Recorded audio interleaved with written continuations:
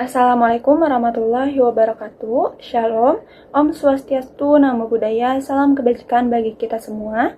Yang terhormat Ibu Yuyun Umaidah Eskom Mkom, serta rekan-rekan yang menyimak video presentasi ini. Perkenalkan, nama saya Sahla Aulia Ramadita dari kelompok 3, mahasiswi program studi S1 Manajemen, kelas 3G Universitas Singapura Bangsa Karawang.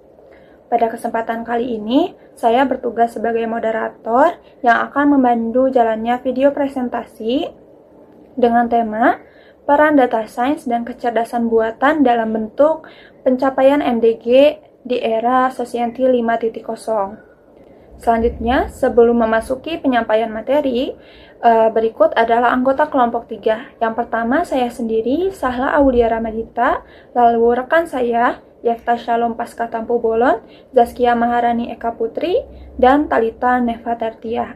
Selanjutnya, kita akan memasuki bagian inti dari presentasi ini, yaitu penyampaian materi. Materi yang pertama akan disampaikan oleh Talita Neva Tertia. Kepada Talita dipersilahkan. Oke teman-teman, jadi di sini saya akan menjelaskan pentingnya data science untuk era Society 5.0. Data science memiliki peran yang sangat penting dalam era Society 5.0 karena teknologi dan data kini menjadi dasar pengambilan keputusan di berbagai sektor. Society 5.0 menuntut manusia untuk berkolaborasi dengan sistem cerdas sehingga informasi dapat diolah secara lebih akurat, cepat, dan terukur.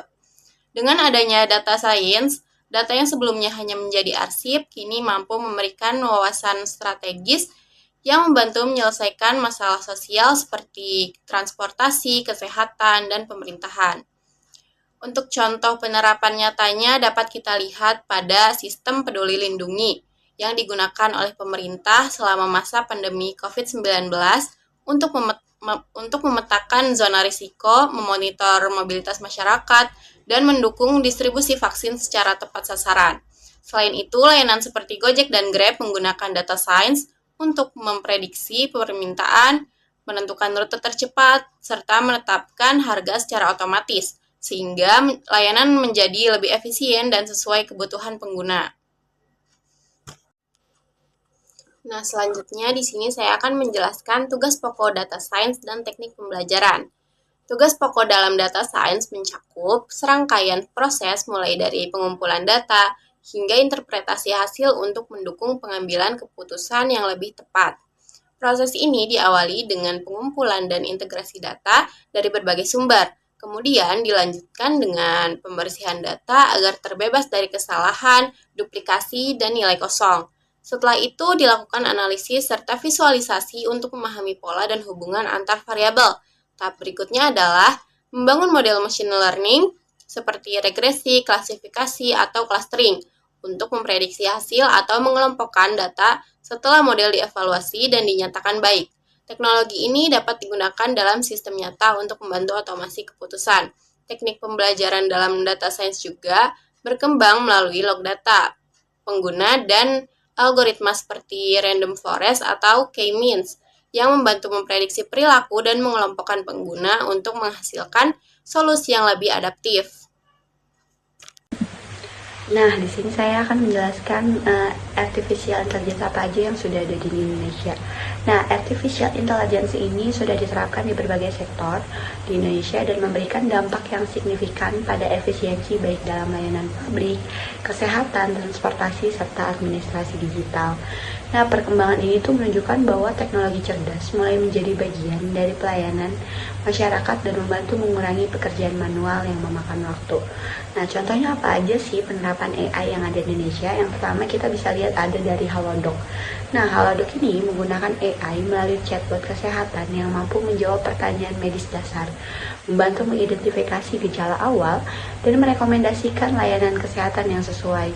Nah, selain itu, AI dari Halodoc juga digunakan untuk menganalisis data rekam medis pasien sehingga dokter tuh nantinya dapat mengambil keputusan lebih cepat dan terukur selama konsultasi.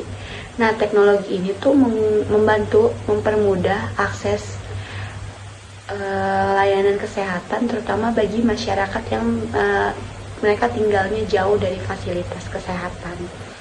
Lalu yang kedua, penerapan AI yang ada di Indonesia itu ada Smart Airport Soekarno-Hatta. Dan Bandara Soekarno-Hatta ini menerapkan AI melalui sistem seperti facial recognition untuk proses boarding tanpa harus menunjukkan kartu identitas fisik, sehingga mengurangi antrian dan mempercepat proses keamanan. Nah, selain itu teknologi smart parking dan smart baggage tracking memudahkan penumpang untuk mengetahui posisi bagasi secara real time dan menemukan area parkir kosong lebih cepat. Dengan penerapan ini, perjalanan penumpang menjadi lebih efisien, aman, dan nyaman. Lalu contoh yang ketiga dari penerapan AI di Indonesia ini ada dari chatbotnya Dukcapil.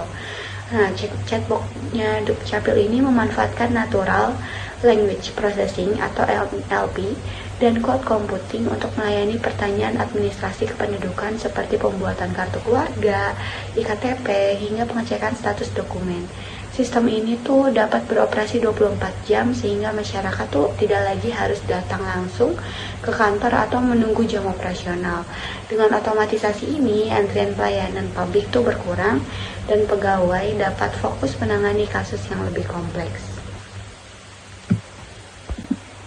Nah, selanjutnya di sini ada MDG, permasalahan dan relevansi AI. 3 sasaran MDG yang kami gunakan untuk analisis yaitu MDG 1, MDG 3, dan MDG 7.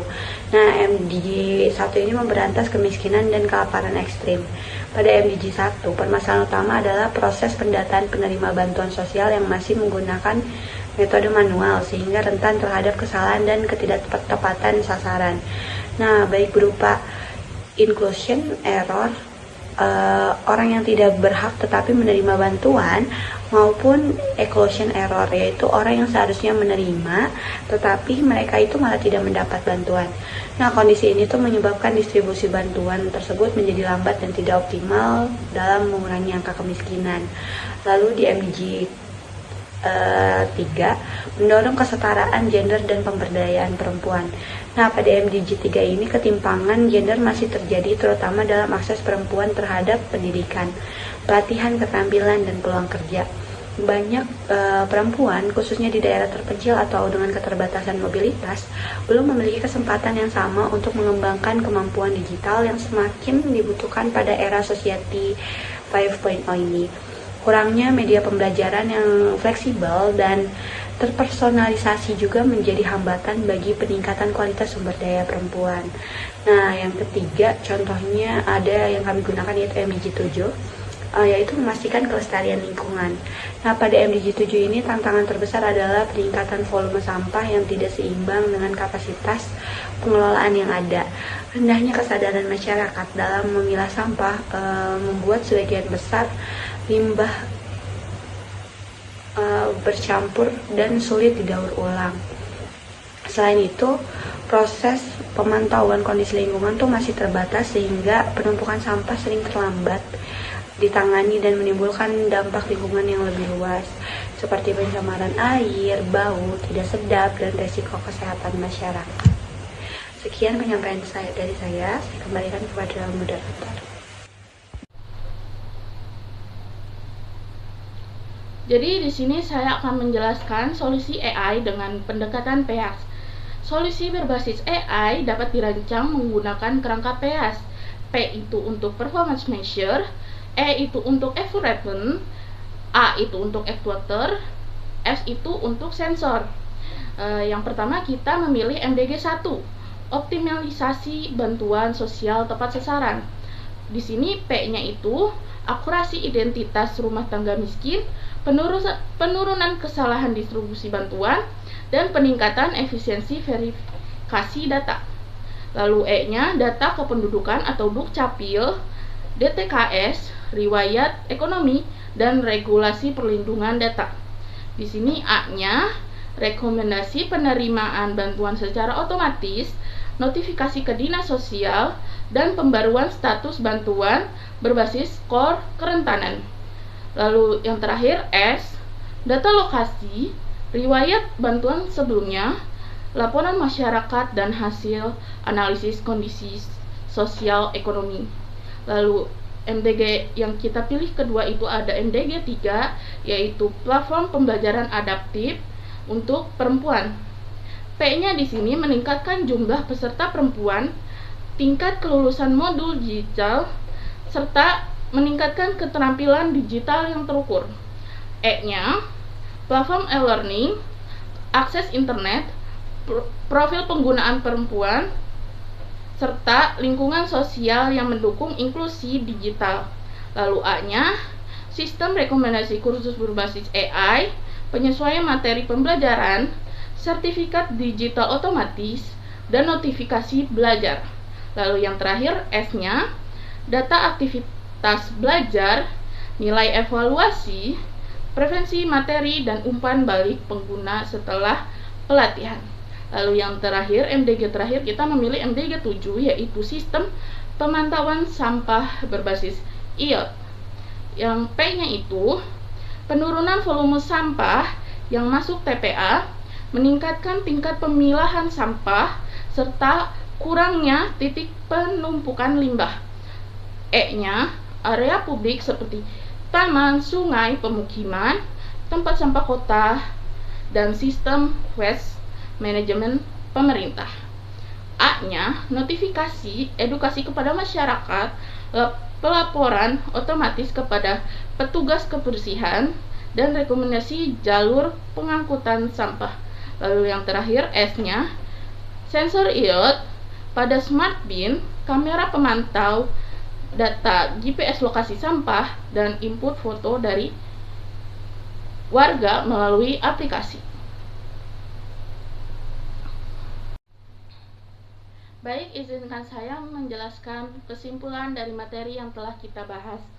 Perkembangan teknologi digital pada era Society 5.0 menempatkan data science, dan kecerdasan buatan sebagai kunci untuk mengolah big data menjadi informasi akurat yang mendukung pengambilan keputusan cepat, tepat, dan efisien di berbagai sektor seperti telemedik, halodoc, smart airport Soekarno-Hatta, dan chatbot layanan publik yang meningkatkan kualitas layanan kepada masyarakat. Dalam konteks pembangunan berkelanjutan, pemanfaatan AI dan data science melalui kerangka kerja yang terstruktur berpotensi besar membantu pencapaian tujuan seperti pengentasan kemiskinan, pengurangan kesenjangan gender, dan pelestarian lingkungan, serta menjadi fondasi penting bagi masyarakat yang lebih inklusif dan berorientasi pada peningkatan kualitas hidup di era Society 5.0. Selanjutnya di sini saya akan menyampaikan beberapa saran. Pada bagian ini terdapat saran akademis dan saran analisis yang telah kami rangkum dari hasil analisis. Ada juga yang dari hasil analisis beberapa jurnal yang relevan. Saran akademik yang pertama, penelitian selanjutnya dapat membandingkan implementasi AI di Indonesia dengan negara maju untuk pemahaman peluang dan tantangan lebih komprehensif. Yang kedua, kajian perlu menambahkan evaluasi kuantitatif kinerja model AI seperti tingkat akurasi, error rate, atau efektivitas prediksi. Yang ketiga, penggunaan lebih banyak database atau jurnal terkini akan memperkuat validitas temuan terkait Society 5.0, Big Data, dan AI Governance. Yang keempat, perlu digali lebih jauh mengenai dampak etika dan perlindungan data pribadi dalam penerapan AI pada layanan publik.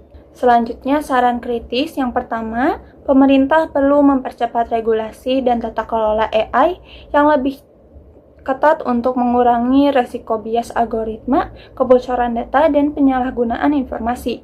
Yang kedua, infrastruktur digital seperti internet cepat dan akses perangkat harus ditingkatkan secara merata agar tidak memperlebar kesenjangan sosial. Yang ketiga, pemanfaatan AI dalam sistem bantuan sosial, pembelajaran adaptif, dan pengolahan sampah harus diawasi secara transparan. Lalu yang terakhir, yang keempat, implementasi teknologi cerdas harus melibatkan pendampingan sosial, literasi digital, dan edukasi agar benar-benar berdampak pada kesejahteraan masyarakat. Demikian video presentasi dari kelompok 3 dengan topik peran data science dan kecerdasan buatan dalam mendukung pencapaian MDG di era Sosientil 5.0. Kami menyampaikan terima kasih kepada Ibu Yuyun Umaidah, Eskom Mkom, selaku dosen pengampu mata kuliah Artificial Intelligence, serta kepada semua pihak yang telah menyimak presentasi ini. Apabila terdapat kekurangan dalam penyampaian, kami memohon maaf. Wassalamualaikum warahmatullahi wabarakatuh.